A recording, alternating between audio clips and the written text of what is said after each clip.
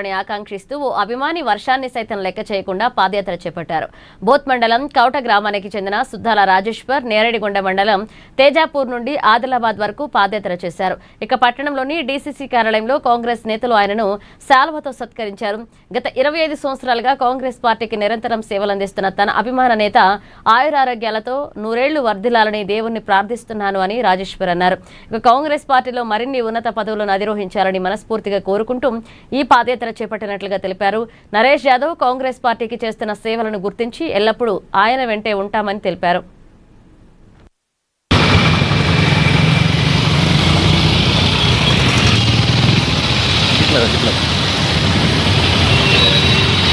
కాంగ్రెస్ పార్టీకి గత 25-30 సంవత్సరాల నుంచి యువ నాయకత్వం వహిస్తున్నటువంటి డాక్టర్ నరేష్ యాదవ్ కోసము నేను పాదయాత్ర చేయడం జరుగుతుంది.